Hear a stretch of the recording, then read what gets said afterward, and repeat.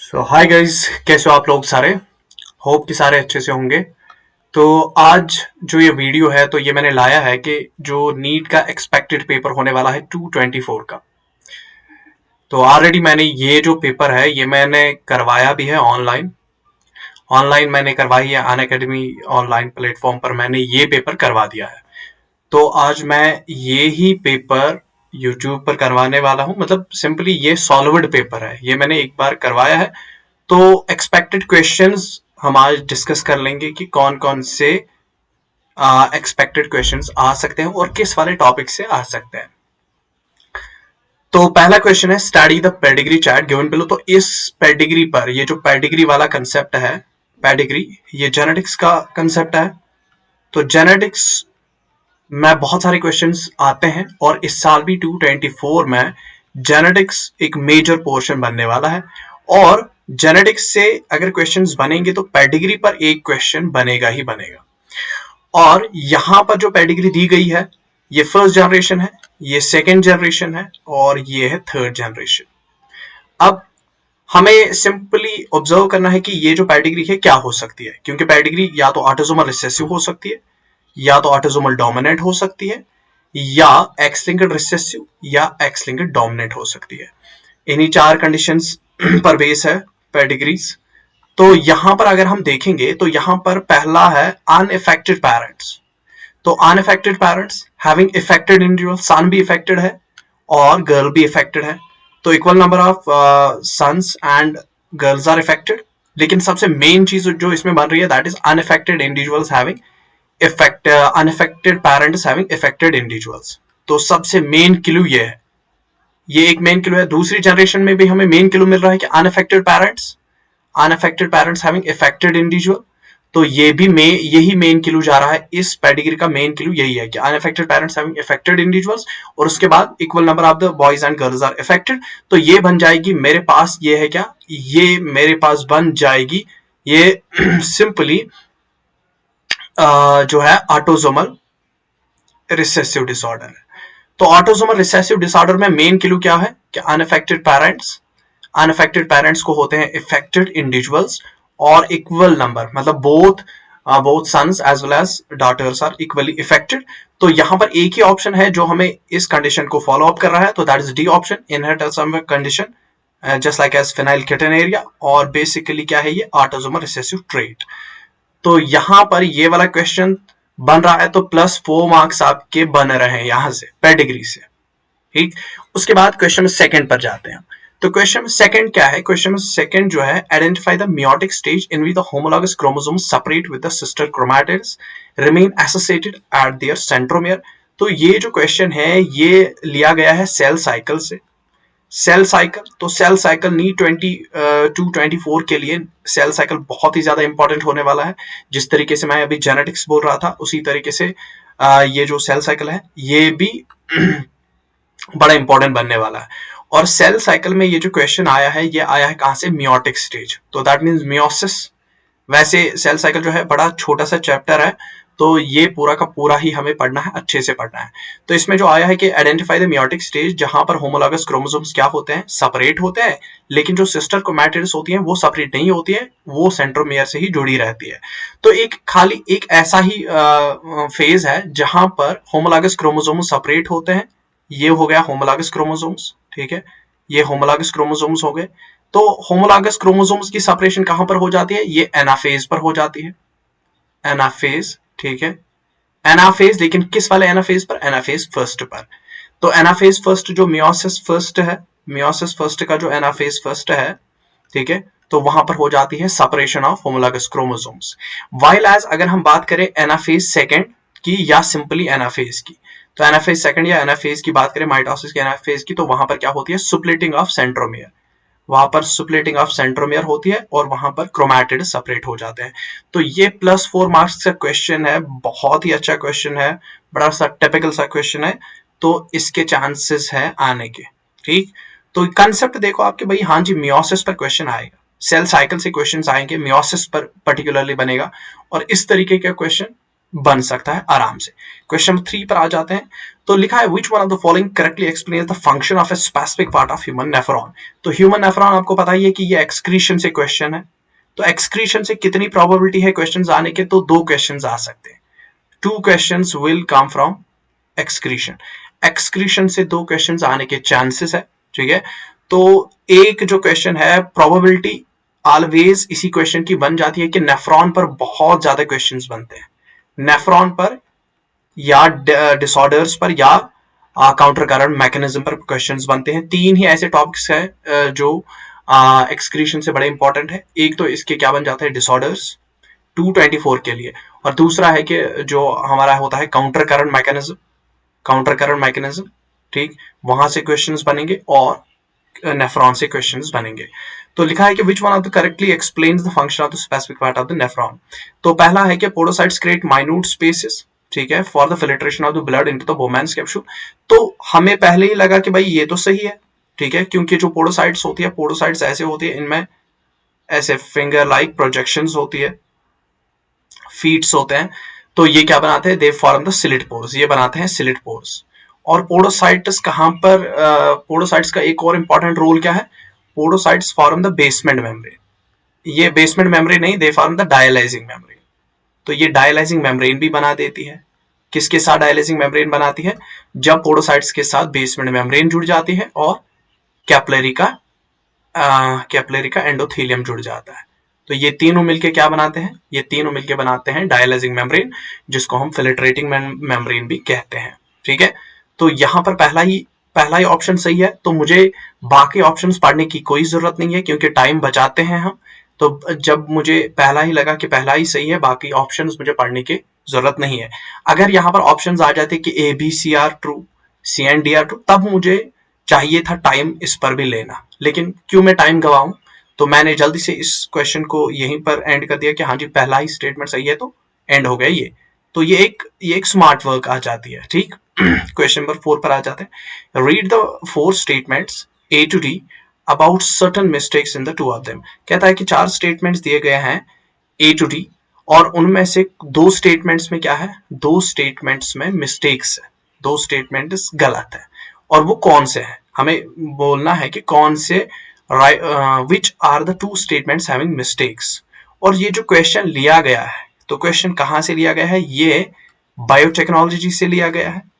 Biotechnological applications plus biotechnology principles and processes है। तो biotechnology भी 224 के लिए बायोटेक्नोलॉजी भी एक मेन कंटेंडर है, जहां से 4 क्वेश्चन आने वाले हैं। तो बायोटेक्नोलॉजी वाले पोर्शन से 4 क्वेश्चन डेफिनेटली आएंगे, तो इसकी वेटेज बहुत ज्यादा बढ़ जाती है। तो लिखा है कि 4 स्टेटमेंट्स है। तो पहला लिखा है द ट्रांसजेनिक बेफेलो। भाई ट्रांसजेनिक बेफेलो तो था ही नहीं, ट्रांसजेनिक क्या थी, एक काउ थी जिसका नाम था रोजी। तो पहला स्टेटमेंट गलत है, पहले में ही क्या है, इनकरेक्ट स्टेटमेंट है। दूसरा है restriction enzymes are used in the isolation of DNA from the other micromolecules. गलत है ये, तो रिस्ट्रिक्शन एंजाइम्स किसके लिए हो जाते हैं, कटिंग के लिए। तो पहले ही 2 स्टेटमेंट्स गलत है, तो मैं कहूंगा कि A and B are incorrect. बाकी मुझे पढ़ने की जरूरत ही नहीं है, खाली A and B are incorrect है भाई। अब आगे चलते हैं। तो आगे इसमें देखो क्या आ जाता है। तो ये जो पेपर है, इसका आप अनअकैडमी ऑनलाइन से भी, अनअकैडमी ऑनलाइन जो है, अनअकैडमी ऑनलाइन प्लेटफॉर्म पर आप मुझे सर्च कर सकते हो विद परवेज मीर, ठीक है। परवेज मीर के रिगार्डिंग आप वहां पर सर्च अप कर सकते हो, और ये पेपर आप वहीं पर पा सकते हो, ठीक है। ये मैंने डिस्कस भी किया है ऑनलाइन में। तो उसके बाद क्वेश्चन 5 है, which one of the following statement is correct with respect to the kidney function regulation. तो व्हेन समवन ड्रिंक्स, ये कहां से है, ये भी एक्सक्रीशन से ही है, ये एक्सक्रीशन से, और कहां से है, ये regulation of the kidney functions, regulation of kidney functions. तो प्रोबेबिलिटी इसके भी, मतलब रेगुलेशन एक अच्छा टॉपिक है। तो लिखा है कि व्हेन समवन ड्रिंक्स, और इसका दूसरी चीज से भी क्या बन जाता है, इसका दूसरी चीज से भी एक रिलेशन बन जाता है, क्योंकि एडीएच एक हार्मोन है, तो केमिकल कोऑर्डिनेशन से भी इसका टच अप हो जाता है। तो लिखा है when someone drinks lot of water ADH releases suppressor. भाई एडीएच रिलीज सप्रेस हो जाता है when someone drinks lot of water, बिल्कुल, क्योंकि एडीएच का काम क्या होता है, एडीएच का काम होता है रेब्जॉर्प्शन ऑफ वाटर, रेब्जॉर्प्शन वाटर, तो कोई इंसान अगर कम पानी पी लेगा तब जाके एडीएच रिलीज हो जाएगा। जब ब्लड में पानी की कमी हो जाती है, दैट मीन जब ब्लड का क्या हो जाता है, ब्लड का ऑस्मोटिक प्रेशर क्या हो जाता है, इंक्रीज। तो अगर ब्लड का ऑस्मोटिक प्रेशर इंक्रीज हो जाएगा तो एडीएच विल रिलीज, और एडीएच रेब्जॉर्प्शन वाटर करेगा, और उससे क्या हो जाएगा, osmotic pressure of the blood will decrease. ठीक, तो पहला ही स्टेटमेंट सही है कि जब कोई ज्यादा पानी पीता है तो उससे एडीएच बंद पड़ जाता है, बिल्कुल सही है। तो ये हो गया पहला इसका सही। तो मैं क्यों आगे के स्टेटमेंट्स पढ़ूं जब पहला ही सही है। बस खाली आपको टॉपिक याद रखना है और क्वेश्चन को भी याद रखना है कि क्वेश्चन कौन सा था। क्वेश्चन नंबर 6 है, how many statements are incorrect among the following. अब देखो ये कहां से है, ये एवोल्यूशन से है, और एवोल्यूशन से 2 क्वेश्चंस आने के चांसेस हैं। ठीक है, 2 questions will be from evolution. Evolution से 2 to 3, 2 से लेकर 3 क्वेश्चंस, 2 से लेकर 3 क्वेश्चंस एवोल्यूशन से आने के चांसेस है। और ये जो एवोल्यूशन वाला ये क्वेश्चन है बहुत ही ज्यादा इंपॉर्टेंट है, तो ये बन जाता है हमारा इंपॉर्टेंट क्वेश्चन। ठीक है, क्योंकि 224 में रिपीट अप होने वाला है ये।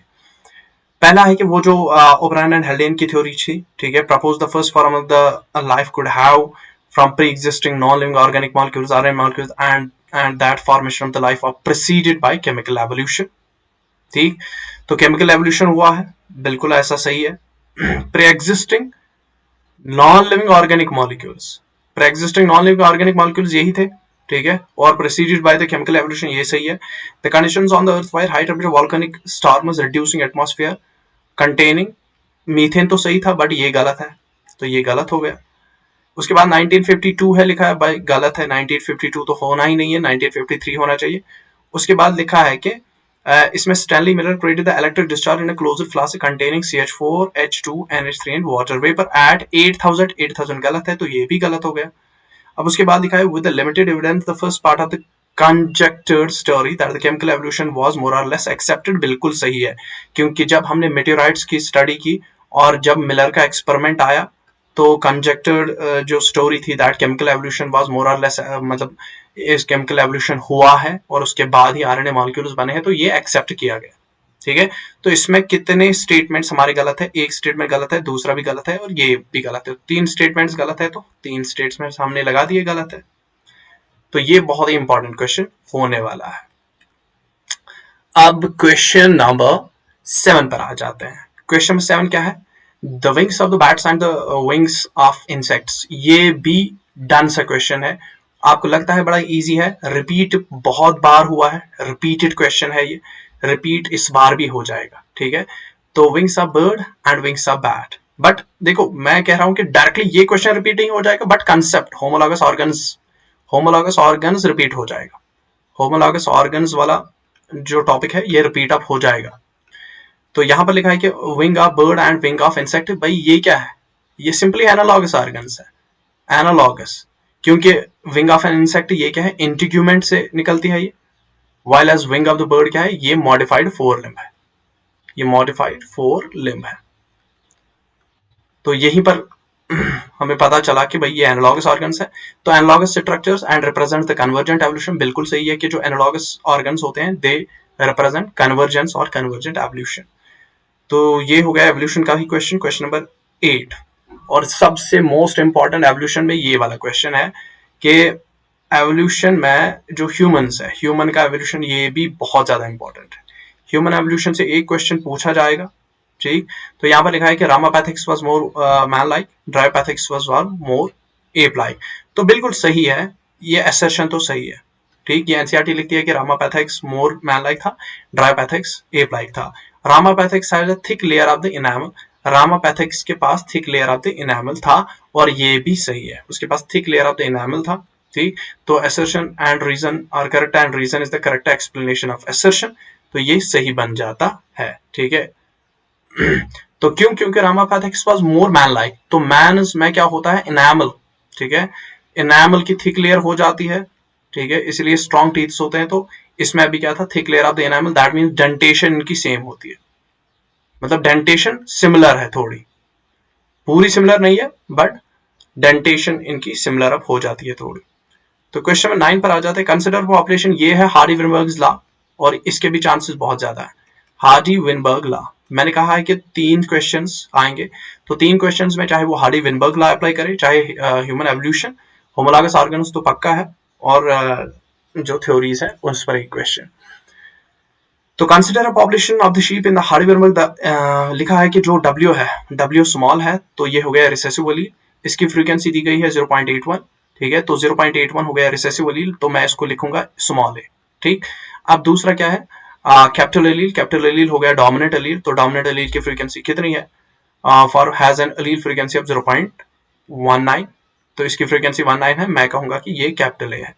हमें किसकी परसेंटेज निकालनी है, of heterozygous individuals, that means 2pq, 2pq किसके बराबर हो गया, वही तो हो गया हेटेरोजाइगस, कैपिटल ए स्मॉल ए, या इसको आप कह सकते हो capital W small w, heterozygous condition है। तो सिंपली मैं कहता हूं 2 इंटू पी, क्या है, p मेरे पास 0.8 है, और p मेरे पास 0.19 है, और q मेरे पास कितना है, q मेरे पास 0.8 है, तो 0. मैं लिखूंगा ऐसा 2 इंटू 0.19 इंटू 0.8, ठीक है। तो जितना भी यहां से निकलेगा, तो अगर मैं कैलकुलेटर इसका यूज कर दूं कि कैलकुलेटर पर मैं इसको कर देता हूं, और उसके बाद हम इसका आंसर भी निकाल देते हैं, तो सिंपल आप है कि ये निकल जाएगा 2 इंटू 0.19 इंटू 0.8, तो ये निकल जाता है 0.30, तो 0.30 निकल गया, बड़ा इजी है ये, तो 0.30, और 0.30 को मैं अगर मैं परसेंटेज में इसको निकाल दूं, तो वो बन जाएगा 30, ठीक है, डिवाइड बाई 100, ठीक है, इंटू 100, तो हो जाएगा 30%, तो 30% इसका आंसर हो जाएगा। 30% कहीं पर आंसर नहीं है, तो यहां पर 31% आंसर चला जाएगा, ठीक, क्योंकि ये ये कितना निकल रहा है, 0.304, 0.304 है, तो अप्रोक्सीमेटली उसके अराउंड कौन सा यहां पर आ रहा है, 31%, तो इसका आंसर 31% हो जाएगा, क्योंकि हमें हेटेरोजाइगस इंडिविजुअल्स की निकालनी है। तो ये हो गया हमारा हेटेरोजाइगस इंडिविजुअल्स की परसेंटेज। उसके बाद क्वेश्चन नंबर 10, तो आज के लिए हम खाली 10 क्वेश्चन करेंगे, तो इसको मैं 3 पार्ट्स में इस पेपर को डिस्कस करूंगा, 3 वीडियोस इसके आएंगे।